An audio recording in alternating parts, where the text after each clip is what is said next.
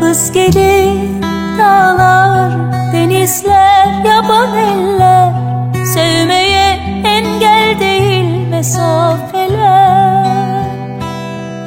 Geçici bu ayrılık bir rüya farz et, sonunda zafer bizim olacak, sabret. Sabret Türkiye. Bir süre sevdiklerimizden ve güzel ülkemizin sokaklarından, caddelerinden ayrı kalacağız. Ama merak etme, geçici bu ayrılık. Milletimizin bağı hiç kopmasın diye tüm enerjimizle çalışmaya devam edeceğiz. Sabret.